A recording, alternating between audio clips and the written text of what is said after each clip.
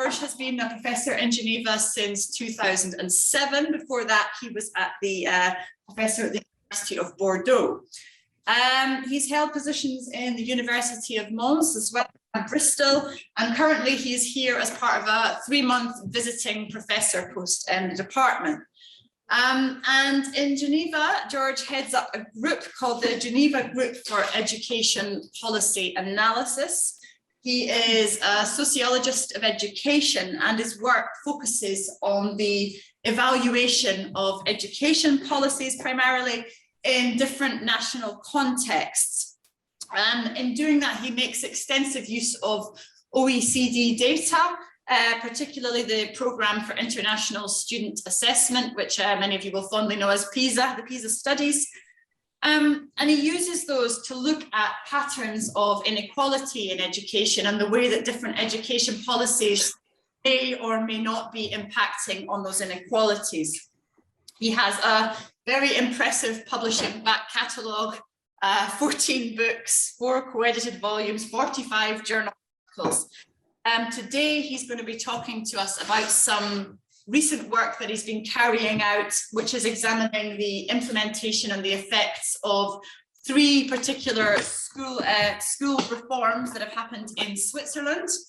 And these reforms relate to the practice of tracking, so separating children out at a particular age on the basis of ability or aptitude along different educational pathways, and looking at how that affects school inequalities. So I will not go on anymore. Without further ado, welcome, George. And okay, thank you very much. I'm very happy to be here because to have the opportunity to speak about my researches in this seminar.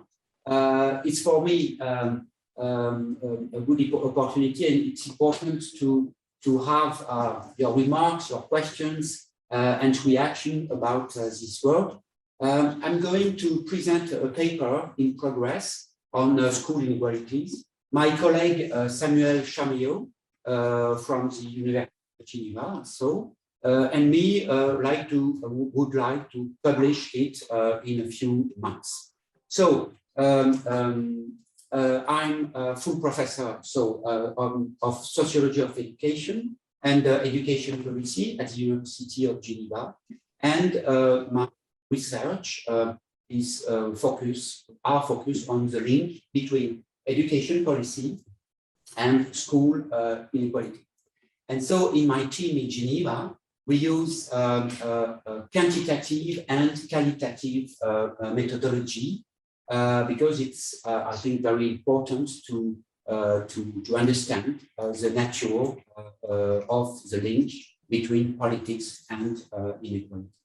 So I tried, yes, it's good. About tracking with my colleague Samuel Chamillot and other members of my team, we published some papers. The last paper comes out, No Child Left Behind, in the United States. Another one in effectiveness and school improvement about the same that present to, and another paper about tracking with Samuel Chamillot about in a book about school inequality. So I will try to present all this, not all, but part of research. It's a project supported by the Swiss National Science Foundation. The general title of this research is how to organize compulsory secondary education, and it's specifically accent on the Swiss context. And so we use qualitative methodology to understand why we can do, for example, tracking in some contexts, and with what are the idea behind this. And we use quantitative methodology to measure the effects of this policy, education policy. So today, I present today I present only the quantitative data or a part of the quantitative data about the link between education policy and inequality. So what is the general question of this paper? When we observe from an international perspective, there is a different way or different solution to organize secondary education, and all of which have advantages or disadvantages. So when we read the PISA survey, and especially the last one, PISA 2018, this report show that comprehensive education system perform better and are more equitable than others' solution to organize comprehensive compulsory school. Sorry. So here I can show this graph. So very simple graph about the link between. I try to use this my point. This is the age of the first selection. So sometimes some country have a first selection at 10 or 11 or 12, and others later. And here it's the equity of school system. And so I think that the equity is in the percentage of variance explained by the index, the socioeconomic index. So, for example, what this graph show is that there is a link between these two variables if we consider each countries. So, for example, here we have Luxembourg or Germany, maybe Germany. There is a very early first orientation, and there is also a small equity. If we observe in another side of this graph, we can see here United Kingdom, we have United States, we have others countries, a lot of countries, Japan, etc. And you have a later orientation and a better equity.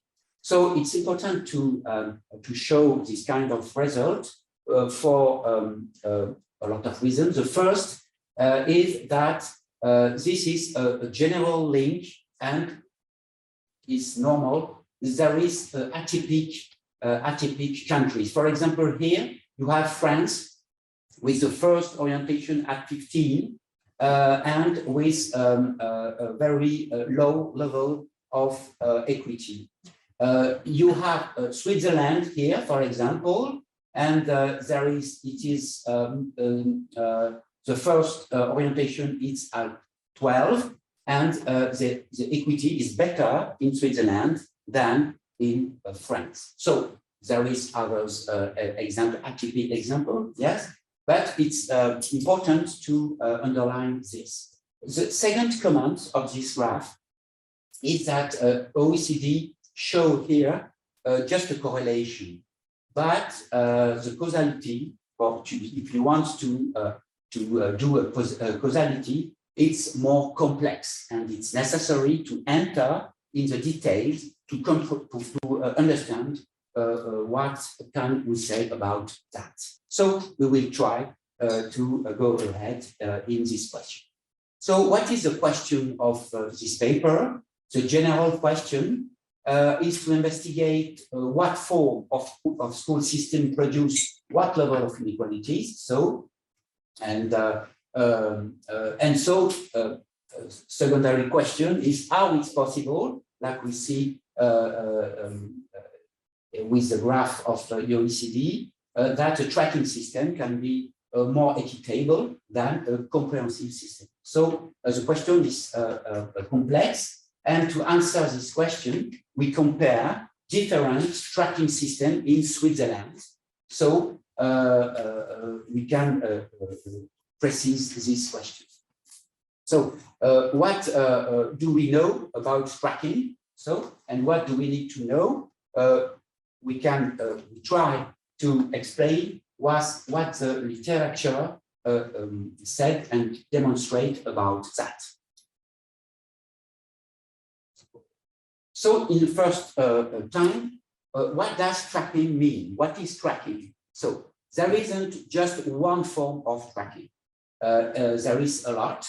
And just for the example, I show you a graph from the last PISA report.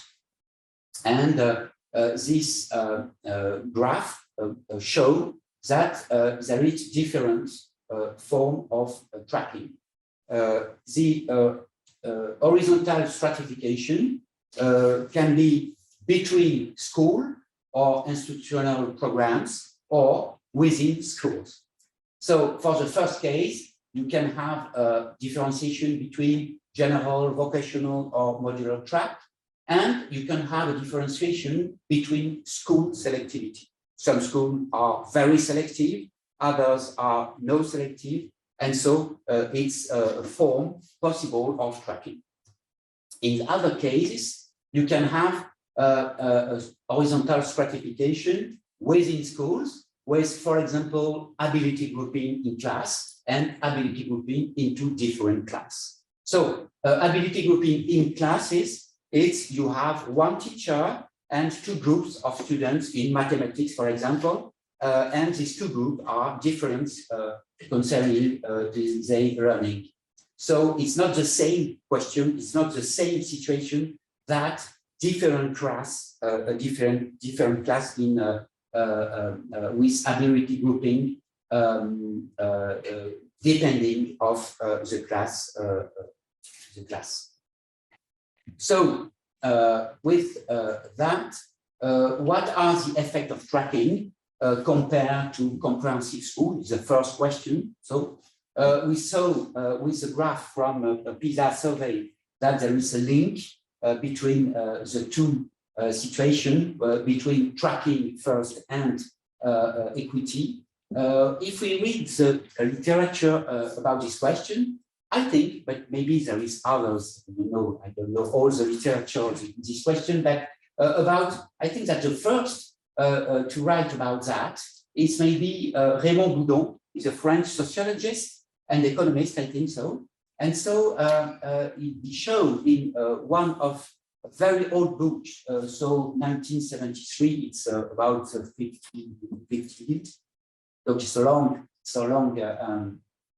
time, that early separation produce greater inequalities. So it's very important to know that, because Boudon showed that with theoretical and empirical analysis. The question is, what about today? And what can we say between different contexts and different national contexts? So if we read papers about that, you have in the old paper, so Kerckhoff 1986, in the survey, longitudinal survey in UK, and it showed that schools with ability-based grouping reinforced learning inequalities. In other contexts, other national contexts, where we have, for example, in US, Gamoran and Mayer, very classic paper, and Oakes and Alinan in 1994, or others authors who demonstrate the same link between tracking and inequalities. We have the same result in Switzerland, Bauer and Reform, one of my paper with Charmillo, and in international comparison, for example, the economists Anček and Bosman. I quote here just a paper in 2006, but there is a lot of papers of these two authors in this question, and Berger, a Swiss sociologist, about this question, and another one. So when we compare the two systems, tracking system and a comprehensive school, it's really important to know that tracking system is there is more inequality in the tracking system. The question that we want to answer here is the effect of different forms of tracking. For example, if we read one paper of Chmielewski in international review, so she compares two forms of tracking. The first is course by course within school differentiation. So the first one, it's like ability grouping. And so, yes, question? Sorry, it's a stupid question. What is a comprehensive school? School without comprehensive school, sorry, yes. Comprehensive school, it's you have you don't have tracking. You have all the students in the same schools and in same places. It's, for example, in the class, in one class, you have all type of students. You have low learning students or high learning students. So you have all type of students in your class. So, and in tracking, you have differentiation depending of the students and the level of the students. Okay. For example, comprehensive school is Finland. In Finland, you have a system, comprehensive school system. In France also, or in other countries, in Canada, etc. You don't have orientation at the end of primary school. You just have orientation later, around 16 or 15. And orientation means the same as selection, basically. Yeah, selection. Sorry. I said orientation, but maybe it's not a good word. I think selection is better. Okay, okay. So selection, and the second system studied by Chmielewski is differentiation into separate school building. And so the question is, what is the most segregated and unequal system? And the result is just an abstract. So is the achievement gap is larger in the second system. So in the system with a differentiation into separate school building. So we can have others papers. For example, Pomianowicz used the PISA survey to compare three forms of tracking. So according to the degree of separation between students. So these three forms of tracking are into different tracks and school, in different tracks within the same school, and into ability groups within the classroom. So you have three forms of tracking. So in this context, and the question is what's the link with equity for this three forms of tracking? And the result is interesting. So she speaks about achievement gap between second generation and non-migrant students. So it's about migration, but the result is the more students are segregated, the greater is the achievement gap. So it's interesting because when we compare a different form of tracking, we can see that the effects are not the same depending on the form. So finally, I quote here, Brunello, Brunello and Secchi. It's a paper about the question of tracking.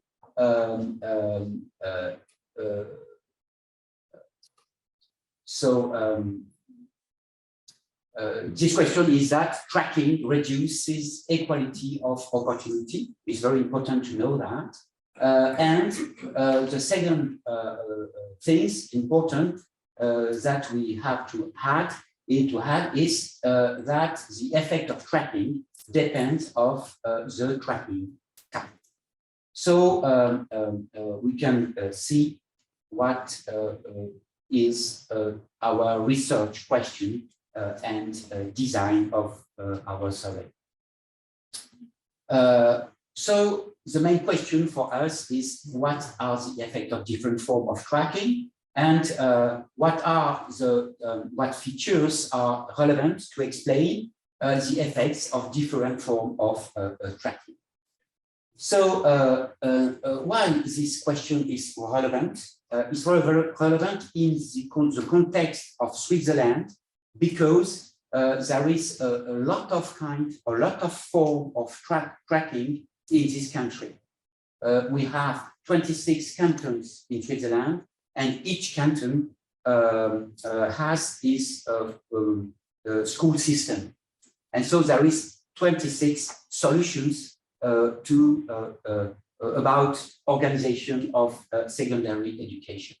So in Switzerland, there is a lot of mixed different solutions. So within school tracking, with ability grouping in some subject, and a lot of things like that. And so this paper questions the effect of these mixed solutions by comparing two cantons in Switzerland. So I'm sorry, I just have to, yes, okay. So these two cantons in Switzerland, the first is the canton of Geneva, where I teach at the university. And in the canton of Geneva, there is a reform in around 2010. And so it's a reform has reinforced tracking. Before the reform, this canton had a mixed system with some school with two-track system and other school with comprehensive system. So it was very special. And after the reform,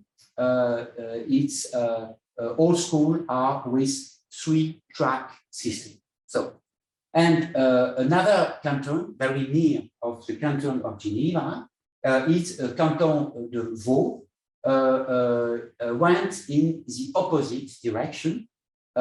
Before the reform, there were three tracks system, and after only two tracks system. So the question is, what's the effect of these different kind of tracking? Sorry, can I just ask for clarification as to what three-track systems? Excuse me? What the three-track systems is that? So the three tracks, it's in Geneva, for example, it's one track is for high requirement student, for high requirement, medium requirement, and low requirement. Three tracks, it's only depending by the level of students at the end of primary school. It's very simple. It's depending on the academic level at the end of primary school, around 12. Okay. And in the Canton de Vaud, for example, after the reform, there is two tracks, but in the second track with medium requirement, there is ability grouping and depending of the level of the students. So it's a mixed solution, and it's interesting to know what are the effects of this. So just to have a vision of our work at the conceptual level, we reasoning about tracking, what's the effect of tracking on segregation, and what's the effect of this segregation on inequalities, because it's one of the main results on the literature. There is tracking produce segregation, and segregation produce inequalities.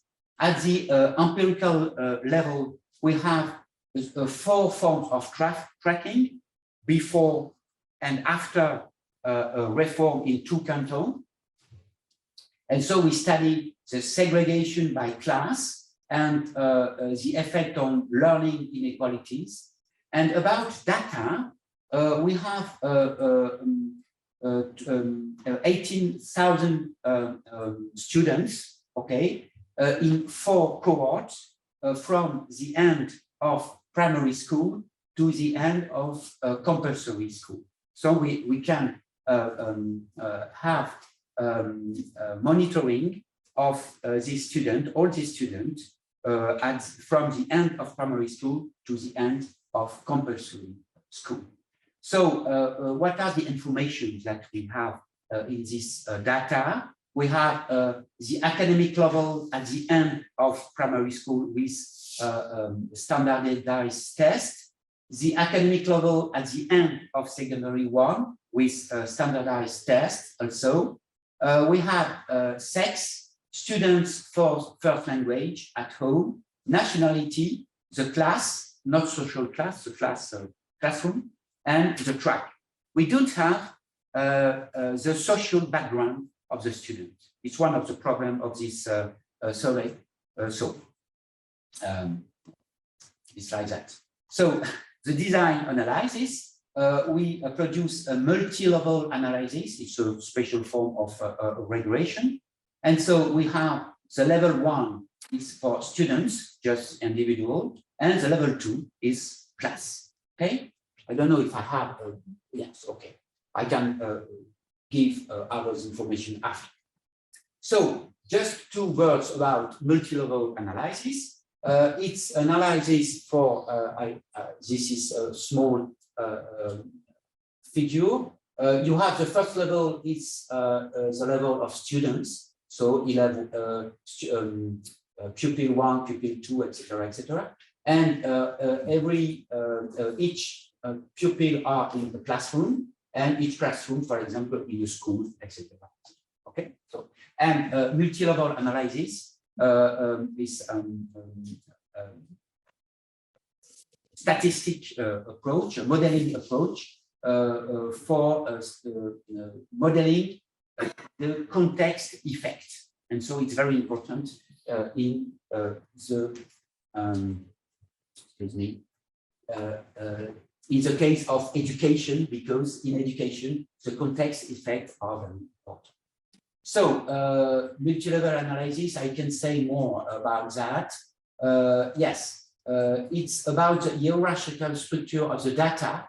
And the most important, I think, is that this methodology is able to measure and to modeling the contextual effects. So, and the class effect, for example, the composition effect, and something like that. So I can answer after if you want about this question. So what is the context, Swiss context of this study? Maybe, so I tell you that education is the responsibility of the canton in Switzerland. So there is a lot of systems, education system in Switzerland. And in many cases, not in all cantons, but in many cases, there is a first level of orientation or selection, sorry, at the end of primary school. This in this figure, you can see the school, the primary school, the end is in at 12, okay, and from between 12 to 13, there is a selection to go in different tracks to access to the secondary 1 education, okay?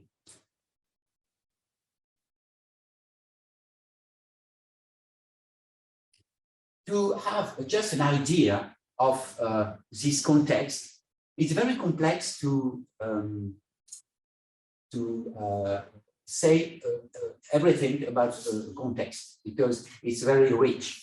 So I give you some statistics, very simple, comparing the 2 cantons. So you have here the 2 first cantons here. It's Geneva before reform, and the second is Geneva post reform, after the reform. And the second is Vaud before reform and vote after. Okay. So when you see the statistic here, it's interesting because it's in the two cantons. It is a tracking system. But for example, if you see for the track with high requirements, okay, for the high requirements students, you have in Geneva a lot of students inside. You have 64% of students of Geneva who are in this high requirement track.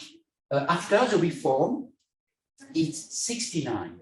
It's very important. So if you go to the Canton de Vaud, you have another situation, because in the high requirement, you have only 44% of the students. So it's not the same context. You see. We can have the same type of comment for the others track. For example, after the reform in Geneva, you have 8.3% of the students in the basic requirement. Okay. In Canton de Vaud, the basic requirement it's 24%. It's very different. So just to say that the comparison is relatively complex to do. So data description. Sure. I don't know if I have time. Yes. Okay. Our data. Excuse me.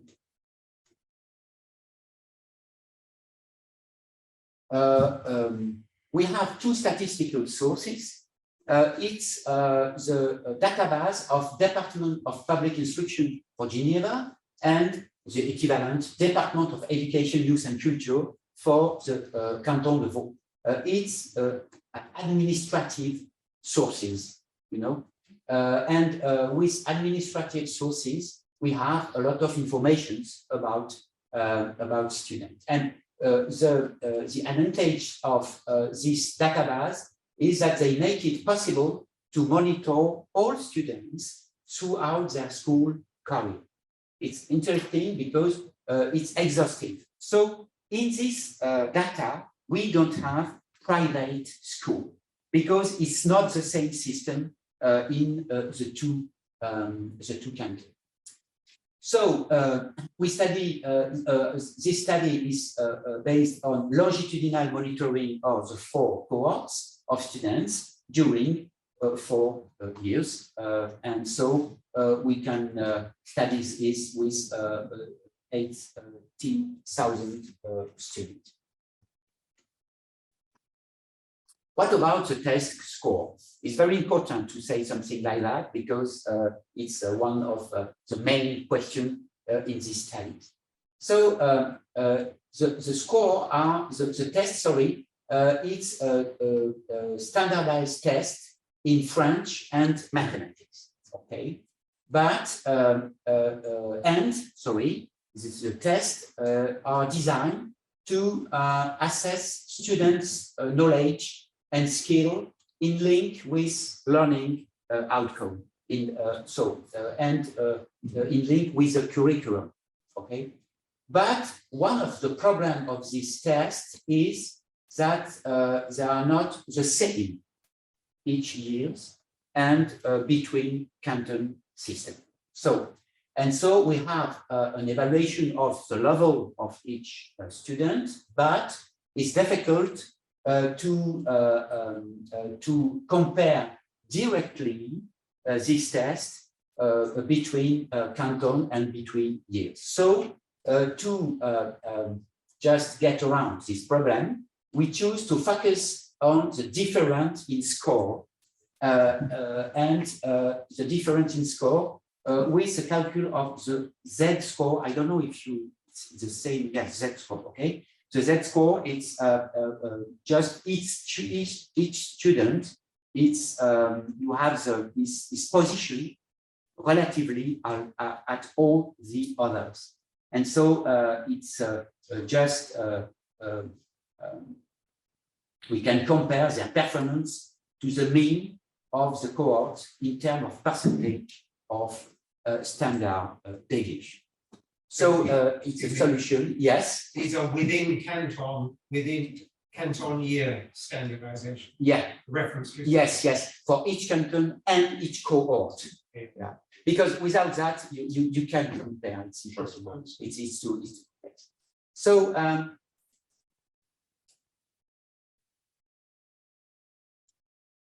this, okay. So in this table, sorry, it's a very big table, and so just to describe some information about the different cohort. You have here each canton before and after the reform, and here, for example, track with high requirements. For example, we have 2,186 students. And we can see some characteristics of these different tracks. And so it's interesting because we can see that the differences are sometimes important. For example, percentage of girls.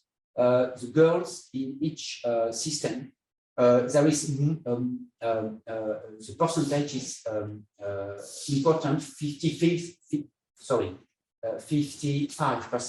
55% of girls in track with high requirement in 1 to around for these three cohort, and for the first one is only 52. So that means that girls are the probability to be in the high requirement track is better for girls. You have a second information about, I don't want to read all this table because it's a little bit boring, but a percentage of students who are foreigners, and speak another language at home. So it's a foreigner, a new foreigner in a lot of cases. So for example, in this case, you can see that for the track with basic requirement in Geneva, before the reform, is 45%. So in this track, there is 45% of students, foreigners, and speak another language at home. If we see in others cohort, for the second cohort in Geneva, this proportion is 48.8, near 49%. In Canton de Vaud, this proportion is 35 and 34 before and after the reform. So there is inequality, okay, and the differences of tracking. It's depending of the level of learning at the end of primary school, but also depending of the characteristics, objective characteristics of students. For example, here you have about the score.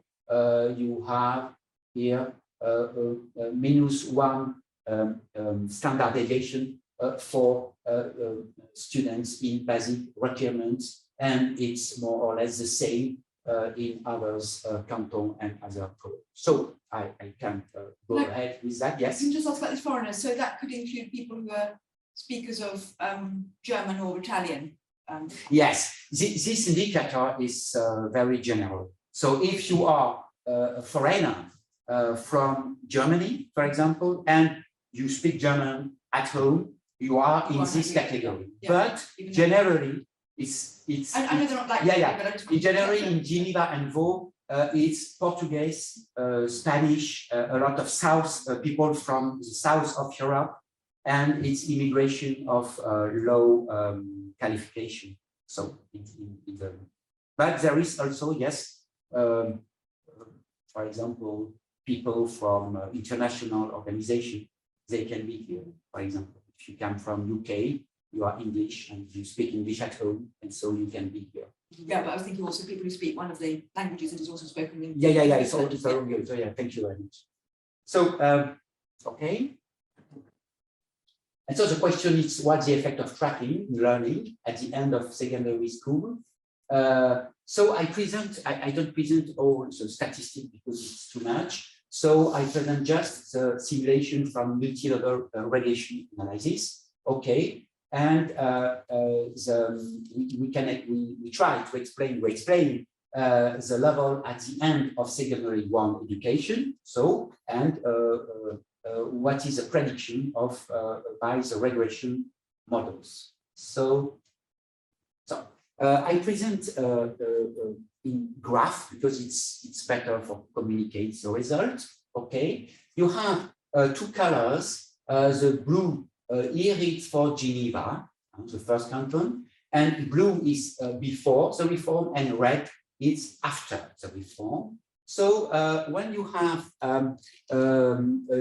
in around the point, for example, this one, you have the interval confidence interval, and if the confidence interval cross this red line, that means that it's not a significant coefficient. You know, it's very simple and very classic.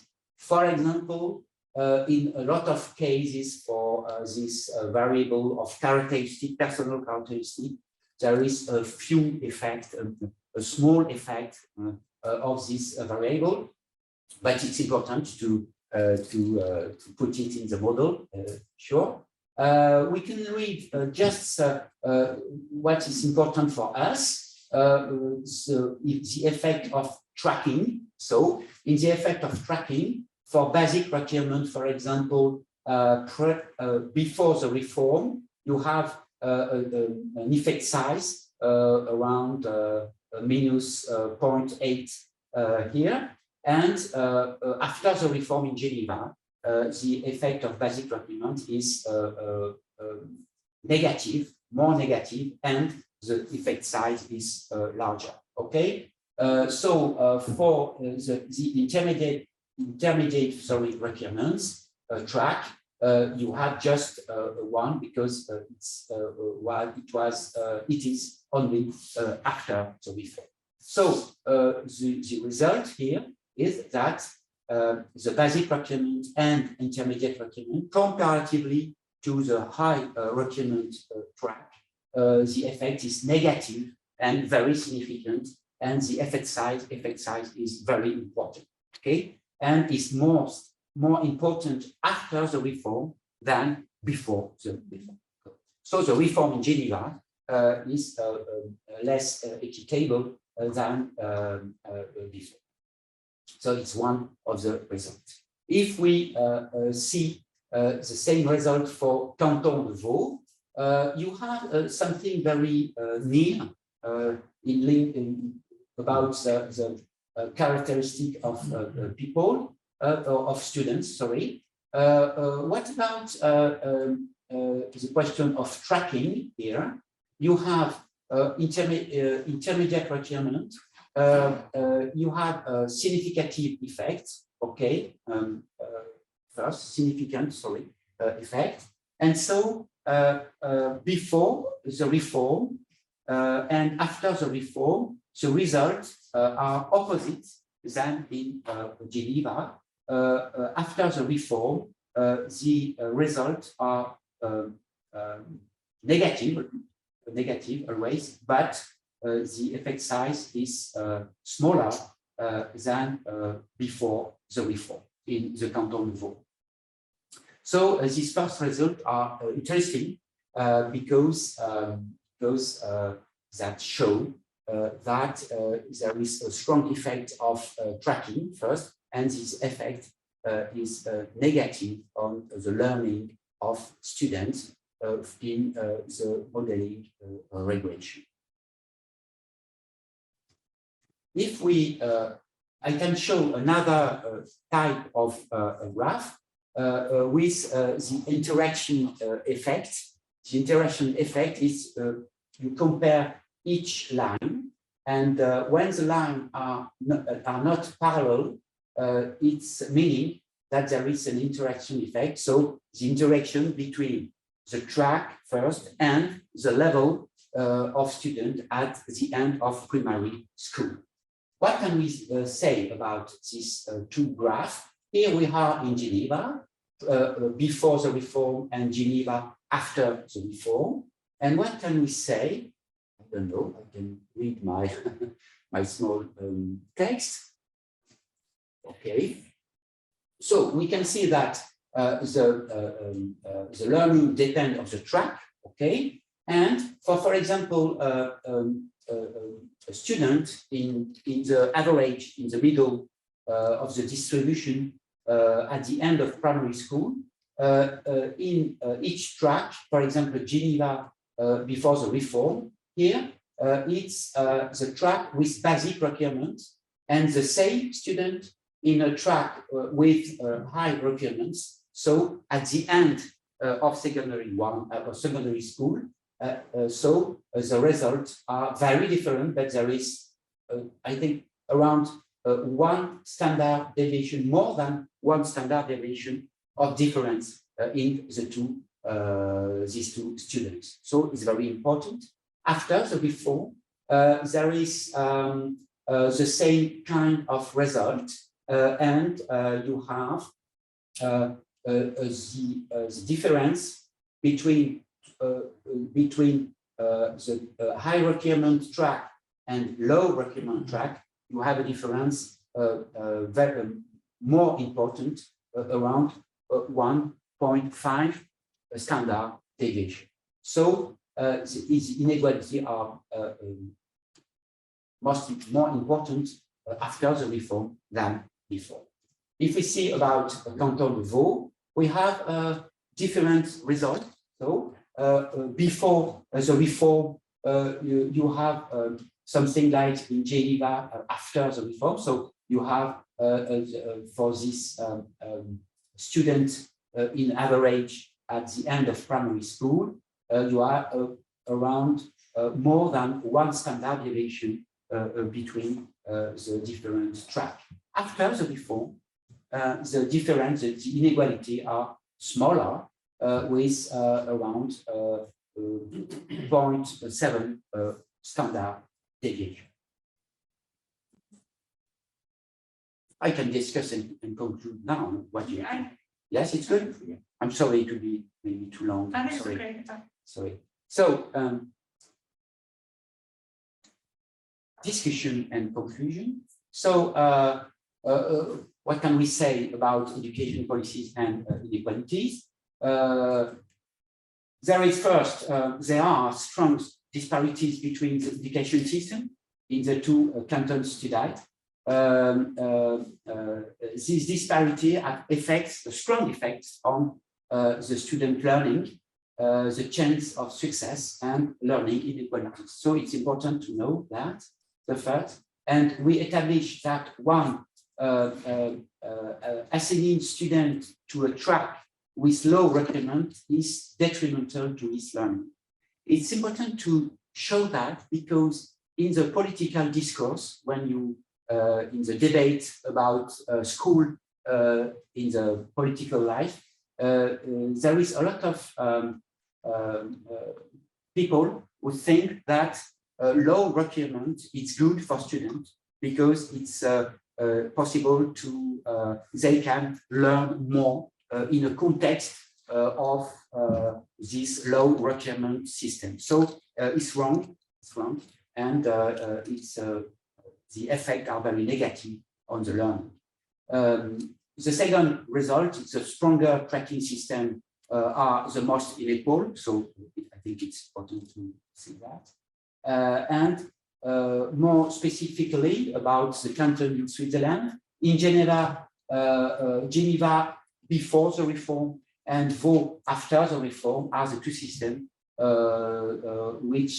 in which students' achievement is the least dependent of the track. So and in Geneva after the reform and Vaud before the reform, so the two systems are the most dependent of the educational pathway. So it's a good thing because the two cantons are very near in Switzerland, and there is a very different way to reform the school system. In a real conclusion, and I think it's the last slide. I'm sorry, I'm a little bit long. So,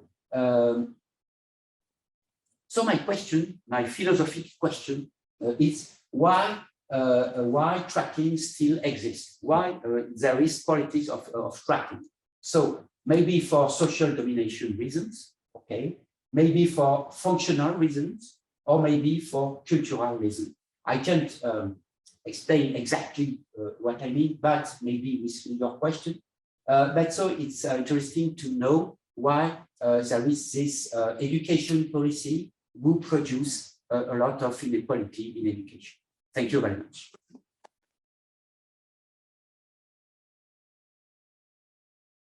Right. Thank you very much, Georgia. Thank you. Really Thank you. interesting. You have to change the no or not. Oh, do we need to? So I don't know. I think, is it okay where it is? Okay, good.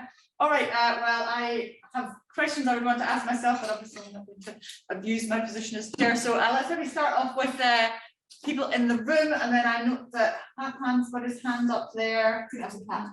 Oh, it was a clap, was it? Okay, okay, well, I'll give it to Tim. Okay, so Tim first, and then Lucinda. Yeah, okay. Thanks, Sonia. Thanks so much, George. I learned a lot. I'm starting at like 0. I don't know anything about this, so so I learned a lot. That also described, or probably is a good setup for my question. So you need to indulge me because I'm pretty ignorant about a lot of the things that you discussed. So my understanding is the dependent variable is the achievement gap in your study, the achievement gap. Yeah, And, the achievement right, gap, yeah. and the achievement gap is measured by these standardized tests. Is that correct? It's very, so It's standardized. It's measured by the standardized test performance. Yeah. Okay. So I guess I'm really curious to know more about the standardized tests. I mean, you already discussed how they varied over time and across place, and how you tried to account for that. And it does sound like it's very tricky. But I'm just wondering, again, just because I don't know, did they change the standardized test to account for the different type of instruction?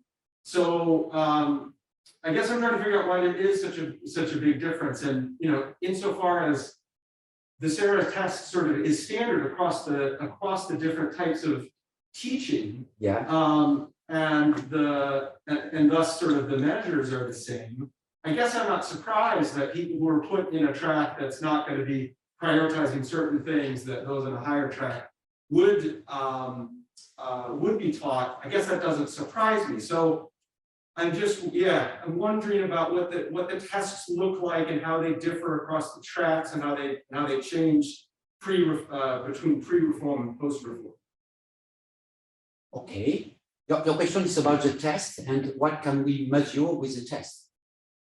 Yeah. Yeah, because we have different tracks, and that's true that the curriculum is not exactly the same. So in a low requirement track, you don't have the same curriculum, and so students don't learn the same thing. And so if I understand your question, what the test can measure, and if you have different teaching, it's normal that there is different learning. Yes, it's a problem, but we are in compulsory education. And so when people do this kind of reform, so for example, do 3 tracks and not 2, etc., etc., the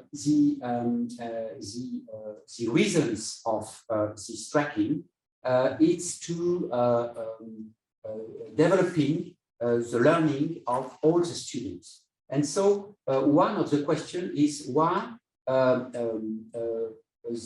learning is very low at the end of secondary school in a low requirement track. When you so the question of the test, if your question is about methodology, for example, it's one of it's difficult to compare. It's difficult to compare because pupils don't have the same teaching. So, but we don't have, for example, we don't have others tests to know what's the level of learning. I don't know if I understand, if I answer to your question. That makes sense? Sort of. I know it sounds like you're confirming what my suspicion is, which is that yeah, there's a change in education, and the test hasn't changed. No, it's not. It's the same test. Yeah, right. Yeah. Yeah. Yes, it's the same test, Yeah. but it's the same test for 1 year in one country. But if you want to compare different cantons, it's more complex. Thank you. Yeah. So it's really interesting to see that, particularly the comparison, say, between the two cantons. So I have a couple of questions. One, I think, is partly follows up on Tim's point, which is that because you're standardizing, you don't say anything about levels. And my understanding is that one of the arguments has been, even though I don't think there's support for it, is that tracking may raise the average attainment, or at least raise the attainment of those who are doing better. So that there's a trade-off. So yes, you may increase inequality between the top and the bottom, but that's because you're lifting the top rather than because you're reducing the bottom. And it seems to me that's potentially important to dismiss, at least to discuss, if you're going to ask why we have tracking, because that would be an obvious argument. That was one question. The other one was about what you did there, that you were conditioning on prior attainment. About what? You conditioned on end of primary education score. Yeah. But presumably which track they go into is dependent on what they got in the primary education score. So is that a meaningful comparison? So do you get somebody who's 1.5 or 0.5 standard deviations above mean at the end of primary, who is then in the basic track? Presumably they shouldn't be there. And that leads me on to my third question, is that either therefore I don't understand how you can do that comparison, but I may just be misunderstanding. But so what you said you're missing is some sort of measure of social class, and obviously social class is often brought into the kind of inequality argument. Seems to me that the only way you can get people who shouldn't be in a track who are is if parents manage to get their children who shouldn't be in a different track into another track. And this has been one of the criticisms of tracking, that it's actually not, that it doesn't follow through, that better off parents manage to fix it, and that if you had pure tracking, it wouldn't be nearly so bad as if you have this fixed tracking. I heard Grossfeld, I think, making this argument recently. So those are my three questions. Yes. So about parents, your third question is about parents and to manage this question of tracking. So it's important because in the two reforms in Canton de Vaud and Canton de Geneva, one of action is to oriented or make the selection between a student without parents, without the idea of the parents. So only on the evaluation on the test first, and the evaluation during the year at school. So it's important to, because sure parents have strategies and so something like that. That's true, but the two reform aims to wants to limit the action of parents in the selection process. So I don't know if, but it's not perfect, sure, because there is always parent strategy. It's normal. It's the job of parents, but just the intention is to limit the role and the action of parents in this process. The other question, that means therefore they're allocated on their ability, and if they're allocated on their ability, then how can you possibly compare a high ability child with a basic score with a low ability child? Understand. I mean, Yes, I understand. In another paper for school effectiveness and school improvement, we propose a more complex comparison because sure, there is a selection on the level of learning, and so it's difficult after to compare exactly. Is it the real effect of tracking or others information about students that we don't know in this survey?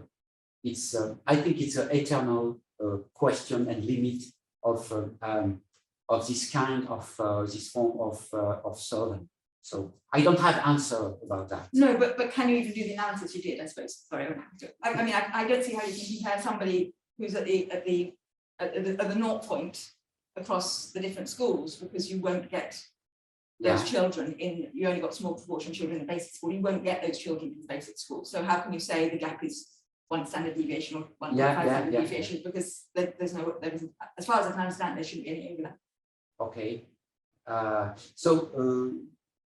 That's completely missing. Yeah. Anyway, maybe we can come back to that. Sorry. Yeah. We return. Difficult for me And the to fact- answer in English because The third one is level. The levels matter. Sure. The level of what? Of the test. Well, you've standardized everything, but what if these reforms mean that schools that the high performing kids are really performing much better? Then there might be a trade-off between inequality versus shifting the attainment. But isn't PISA data saying that actually the average is pulled down? Well, yeah. I'm saying it's all I outrageous. suggest that's not true, but it's a potential criticism. Oh, yeah. If it's 20% new entrants. Yeah. Yeah. Okay, well, we'll maybe come back to that. All right, and then I've got Coretta and then Anne. Okay, so Coretta. Thank you. Thanks for your talk. It's really interesting. I wondered if you could say a bit about teacher perceptions and teacher attitudes, because I was wondering, first of all, maybe this was part of your questions that you were thinking about towards the end on the last slide, about whether, well, first of all, how teachers are likely to receive these kinds of findings. And I'm sort of interested as well in sort of what the reaction might be of teaching unions to tracking more generally, particularly if it's, as it sometimes is, connected to issues around behaviour. And I just wondered what the interaction might be. And then the second question that's related is also whether there's any indication that there are different levels of teaching ability and teaching attitude that relate to the different tracks, and whether this is something also that might be part of teachers' training so that they're better equipped to work with particular ability groups and tracks than others. I don't know enough about how the training system works in Switzerland to know whether that's relevant or not. So really it's just it's a question around teaching, or teachers rather than teaching. Well, teachers and teaching. Thank you. I answer. Thank you very much. It's a very important question, because inequality are also in the classroom, and learning equality, it's about teaching. So for the level of teaching ability, officially in the 2 cantons, there isn't differences between the teacher in each track. So it's the same teacher. There is no difference officially, but really it's not the case. So I didn't study especially this question, but I think that it's one of the way to explain the difference of learning in this different track. So I think also that about the teacher training, for example, maybe it's very different to teach in front of high requirement students and low requirement students. It's not the same job, And so I'm not sure that in the teacher training in the different cantons, this question is really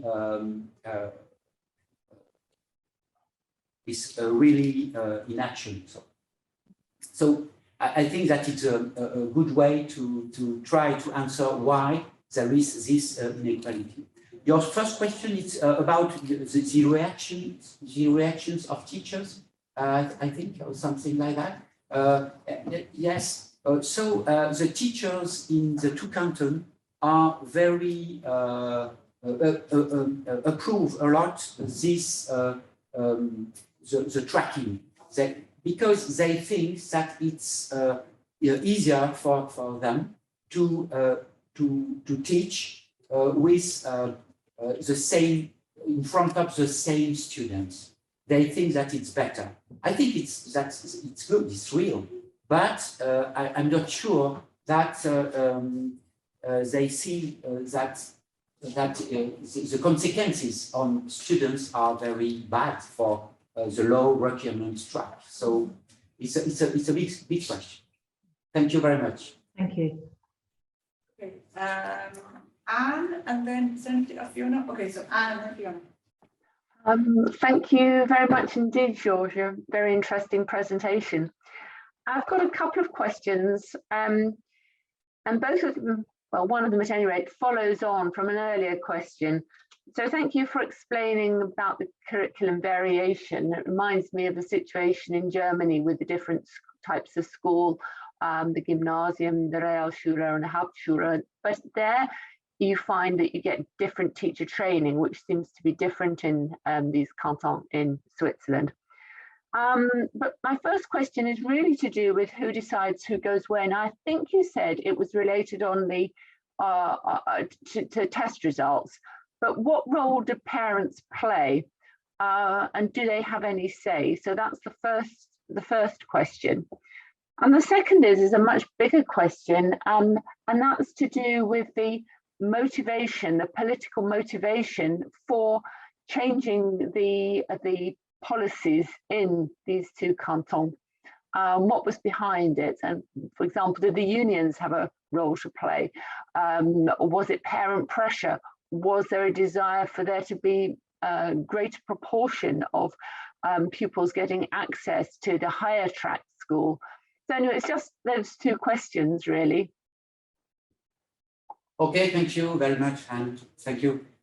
For the second question about motivation for changing policies, it's a very big question because I don't think that there is parent pressure on to change this policies because a lot of parents think that is a good thing that there is track at school, because in complement of this study, we have to know that there is in Switzerland and in the two cantons there is a very important vocational school. And the vocational schools and vocational tracks after the compulsory education, it's a very important thing in Switzerland.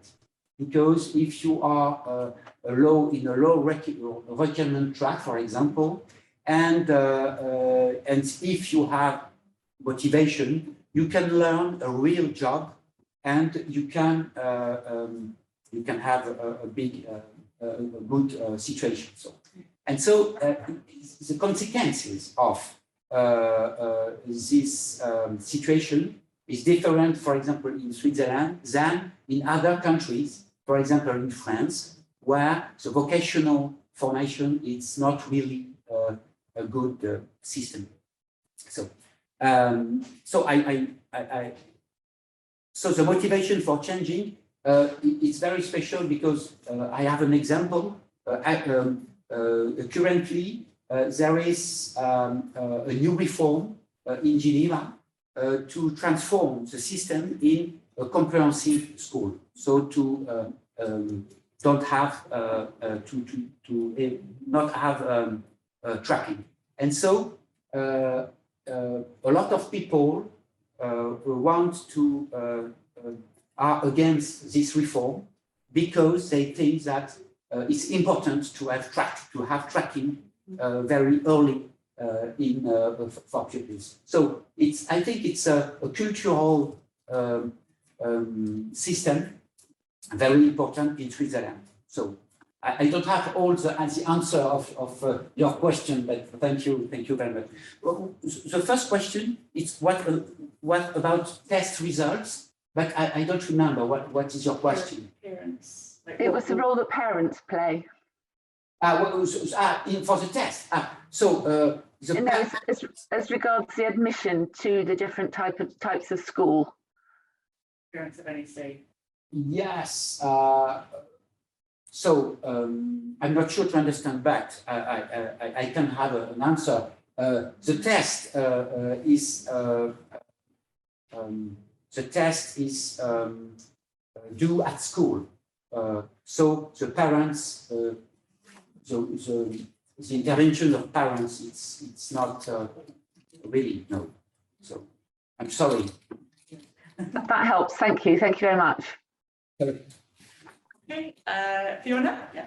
Yeah, I think you partly answered my question when answering to Anne's, but my question was whether apart from having higher requirements, intermediate and lower requirements in some subjects, I'm guessing, some of these students learn something else. So in the intermediate and lower requirements, they probably learn some vocational subjects as well, or is it just like that sort of hierarchy? And then I was wondering what happened in practice, because one of them, I can't remember which one, switched to 2 tracks from 3. Yeah. Did the schools change? Like, did they change their curriculum? Did they change teachers?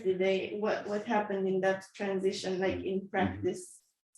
It's a very good question, because when you change the system, your question is, do you change curriculum and the teachers, etc. The answer is no. In the case of Geneva and in the case of Vaud, they change nothing about curriculum and nothing about the teacher. And it's just a different way to organize and to and each student can be in different tracks. So in effect, they're getting the same education. Yes, the same education and the same. And so I think it's one of the problems of the question. So after about what they learn in different tracks, officially, it's the same. It's not curriculum exactly. It's not program. It's plan d'études. It's just some objectives of some goals and you have to learn mathematics and French, etc. And so it's just the degree of learning which is different. And so teachers have to learn this different discipline in different material. So maybe it's one of the problems that there is a reform on the structure and there isn't a reform of pedagogy, for example, or for teacher training or for other things that are very important to understand what students learn. So, following up from that, but at the end of the school, do they get different kinds of diplomas than they would have gotten, different qualifications? Yes and no. So yes, because after the secondary 1 education, there is different track in the secondary 2. And so you can do, for example, a lot of students from the high requirement track go to gymnasium, to university. So and others, medium requirements is for vocational instruction, and for the low requirement, I don't know. Nobody knows where they can, can they do? And so, yes, it's a track, it's a very, it's a system of selection and orientation in different track for after and for the future. Is it all the your hand up? Yeah, okay. Thanks very much, Georgia. Very interesting presentation. So my question perhaps goes beyond your presentation, but I'm just interested to know more. Again, this is my area of research. So partly what your for me your presentation was addressing is on the one hand the impact of the learning environment, what goes on in school, on children's attainment. Yeah. And then on the other hand, what we know goes on in terms of children's backgrounds and how that impacts on their attainment. Yeah. So what your research is demonstrating is that children who perform in terms of selection processes, children whose performance scores are not the highest tend to fare worst in terms of tracking. Whereas if you have comprehensive systems, then they do much better. So Lucinda made the point that, well, there's a strong argument there not to have tracking in terms of improving outcomes for children who whose performance is not as good. But then the other argument is, well, what about children who might do better? Higher attaining children. So children who perform better earlier on in terms of assessment, and the extent to which by tracking in terms of distinguishing different ability classes and so on, those children might actually do better. So sort of one argument is, if you want, one argument I've heard in the UK context is, if you want middle class parents to keep their high attaining, they see their children high attaining in public schools, state schools, then you have to have streaming, because otherwise middle class parents who can afford to will take their kids out of those schools and they'll put them in private schools. Yes. Yeah. So part of my question is, well, what would be the arguments for not doing that in terms of how not the most disadvantaged, but the more advantaged children there in comprehensive systems. And then also, I suppose, I'm still trying to sort of unpack. So we know that, so from your results seem to suggest that children who are lower performing will fare better in terms of the gaps aren't as high in systems where there's less expensive training. But then we know, or at least I think we know, but correct me if I'm wrong, that children who come from more advantaged backgrounds will be likely to do well, irrespective of what type of school, because it's not the school environments that is making the difference, it's their backgrounds. So I suppose I'm trying to kind of understand, how do you disentangle those effects in terms of children's background versus to what extent what goes on in the school has any effects on their performance? Sorry. Well, no, thank you. It's difficult for me to answer. So the first about parents and the possibility to choose another system is one of your questions. Parents, if my daughter don't go to the good the hierarchical track, I can choose the private school. Yes, it's possible, and it's one of the solutions of middle class parents. But I don't know if it's the same in London, but in Switzerland, private schools are very, very expensive, and so if you choose a private school, the cost is very important, and so you can do that, yes, sure, but it's not very frequent, because economically, it's a very shows very important. So I don't know. Maybe it's a possibility. So, for example, in Geneva, when I show you that for the high requirement track, it's 65 or 70% of children in this track. So it's very frequent. And so a lot of students in the low requirement track are foreigners and migrants, very recent.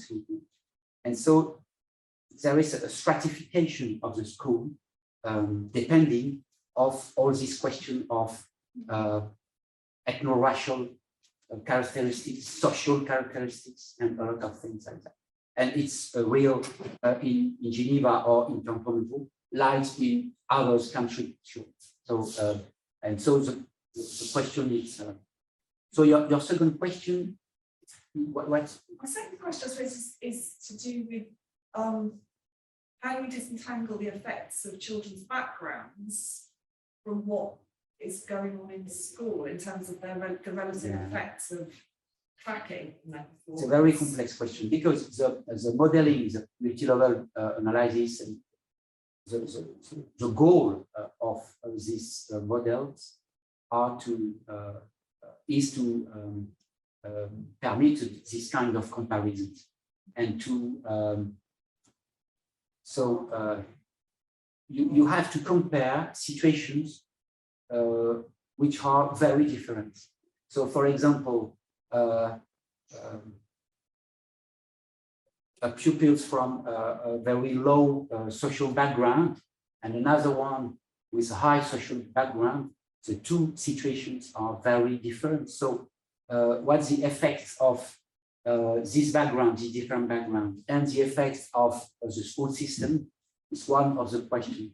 But when we compare different solutions to organize the secondary school, we observe that in many cases there is solutions which produce more inequalities and others which produce less inequalities. So we can think that it's in link with the organization of the school. But I understand your question because when you make this kind of statistical analysis, you don't have all the information about people. You don't know what are, there is a lot of information that you don't have. For example, motivation of students, for example, behavior in class, for example, other things that you can know. And so if for this reason that in my team in Geneva, we use different methodology to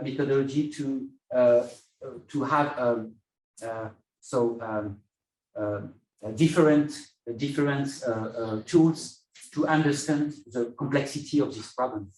I don't know if I understand really of your question, but it's a main question, and so thank you very much.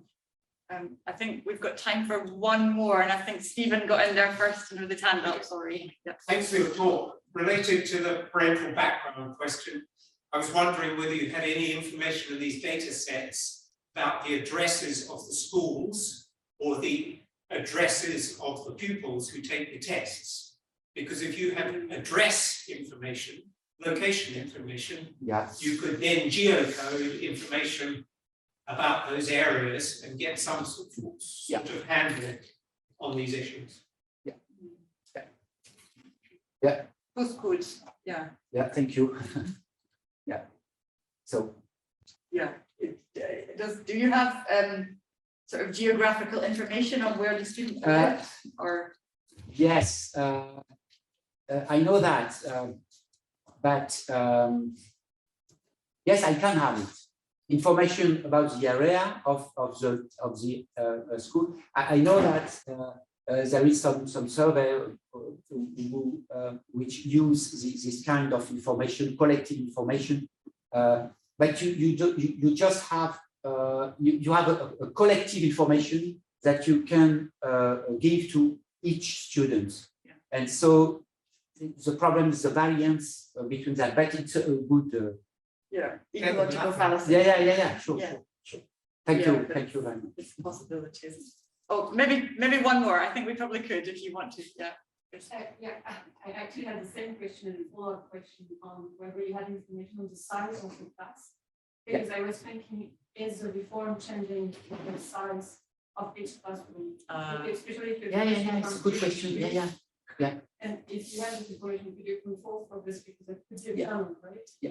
Yes, it's a good question. I have this information, but I didn't use it on my analysis. But I think that in the future I can do that because it's an important information for because the size of the class